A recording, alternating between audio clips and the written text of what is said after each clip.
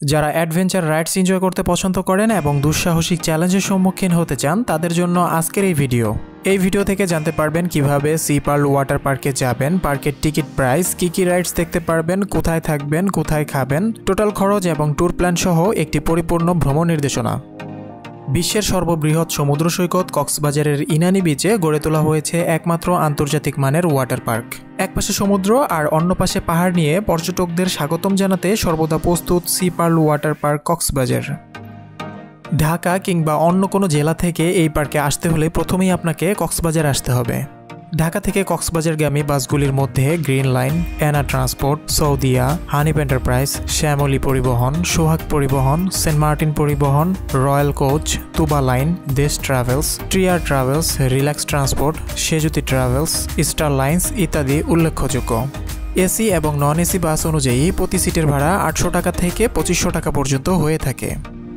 ঢাকা থেকে রাতের বাসে কক্সবাজার আসতে হলে এমন বাসের টিকিট কাটবেন যে বাসটি সকাল 9টার মধ্যে কলাতলী বাস পয়েন্টে নামিয়ে দিবে। কলাতলী বাস পয়েন্ট থেকে হোটেল সি ক্রাউনের সামনে যেতে হবে। হোটেল সি ক্রাউনের সামনে থেকে সি পার্ল ওয়াটার পার্কে যাবার বাস পেয়ে যাবেন। বাস ছাড়ার সময় সকাল 10টা 30 মিনিট। বাস ভাড়া মাত্র 30 টাকা এবং দূরত্ব 24 কিলোমিটার, সময় লাগবে 45 মিনিটের মতো। আর যারা পার্কের বাস মিস করবেন তারা কক্সবাজারের কলাতলী বাস পয়েন্ট থেকে মাইক্রো, সিএনজি অথবা অটো ভাড়া নিয়ে সহজেই পার্কে চলে যেতে পারবেন। লোকাল সিএনজিতে জনপ্রতি ভাড়া 150 থেকে 200 টাকার মধ্যে। বাস থেকে নামলেই সি পার্ল ওয়াটার পার্কের এন্ট্রি গেট দেখতে পারবেন। এবার টিকিট কাটার পালা। পার্কে entry plus all rides per person 600 টাকা। টিকিটটি ওয়াটারপ্রুফ, তাই পানিতে ভিজলেও কোনো সমস্যা নেই। পার্কে আসার সময় অবশ্যই সাথে করে এক্সট্রা সুইমিং কস্টিউম নিয়ে আসবেন এবং ড্রেসগুলি জার্সি কাপড়ের অর্থাৎ পিছলা জাতীয় কাপড়ের হলে ভালো হয়। আর যদি সাথে করে সুইমিং কস্টিউম নিয়ে না আসেন তাহলে এখান থেকে সুইমিং কস্টিউম কিনে নিতে পারবেন। রাইডসগুলি এনজয় করার আগে সাথে থাকা bag, dress, money bag, mobile ইত্যাদি রাখার জন্য একটি লকার নিয়ে নিন। ড্রেস চেঞ্জিং রুমের ভিতরে লকারের ব্যবস্থা রয়েছে। কাউন্টার থেকে লকারের চাবি নিয়ে নিতে পারেন। লকার ভাড়া 100 টাকা। পার্ক সকাল 9টা থেকে বিকাল 5টা পর্যন্ত খোলা থাকে। এই সময়টুকু খুব দ্রুত শেষ হয়ে যায়, তাই টিকিটে থাকা রাইডসগুলি আগে থেকে এনজয় করাই ভালো। টিকিটে থাকা 8টি রাইডসের মধ্যে 6টি রাইডসই এই বিল্ডিংয়ে। প্রথমে 5 ফ্লোরের 4টি রাইডস থান্ডারবোল, ওপেন স্লাইড, মাল্টিল্যান্ড এবং উইন্ড স্ট্রম রাইডস এনজয় করব।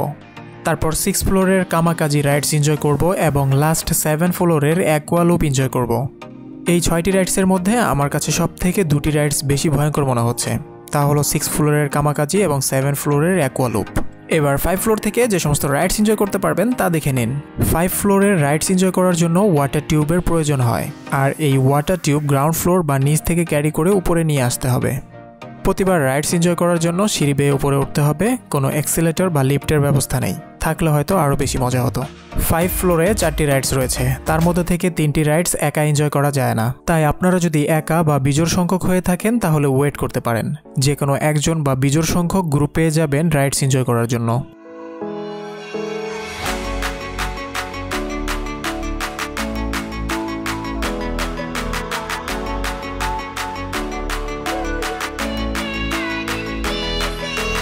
ট্রাভেলিং রিলেটেড এরকম ভিডিও দেখতে আমার চ্যানেলটি সাবস্ক্রাইব করে বেল আইকনটি অন করে রাখতে পারেন। আপনারা আমার চ্যানেলটি সাবস্ক্রাইব করলে আমি অনেক খুশি হই। যারা আমার চ্যানেলটি অলরেডি সাবস্ক্রাইব করেছেন তাদের থ্যাংক ইউ সো মাচ।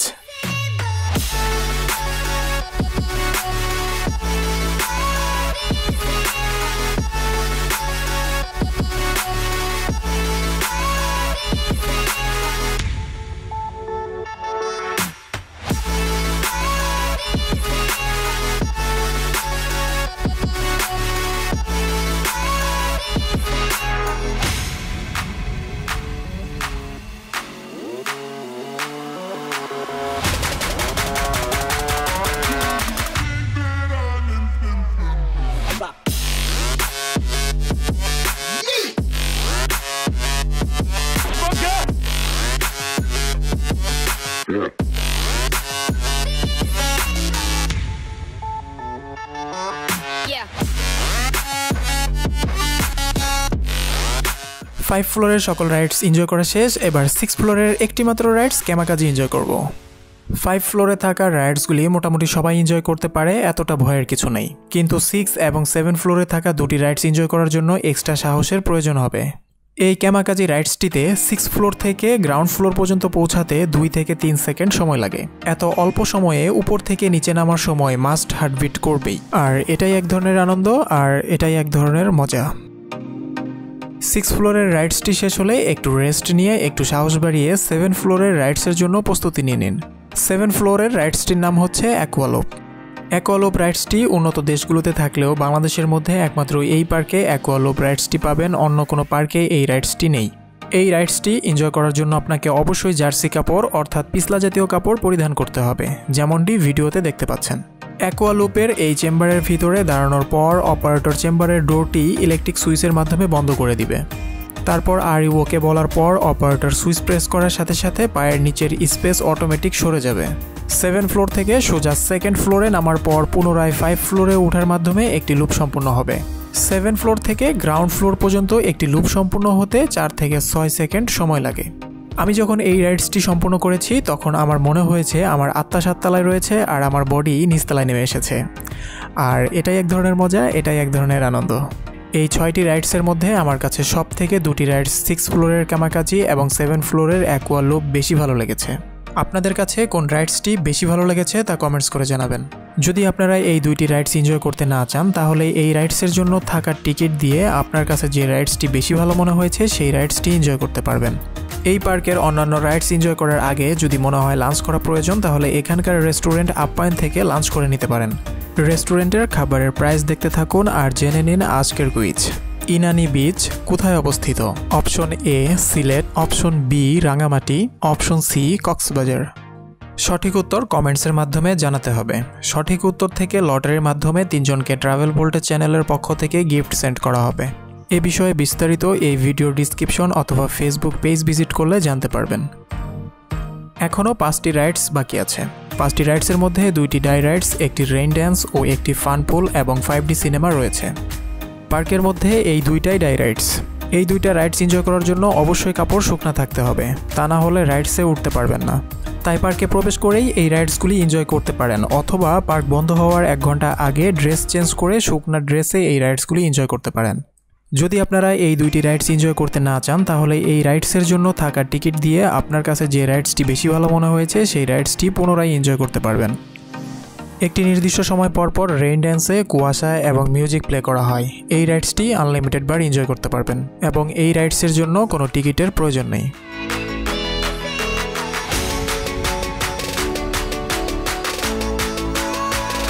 সব রাইডস এনজয় করা শেষে বাকি সময়টুকু কাটাতে পারেন ফান পুলে।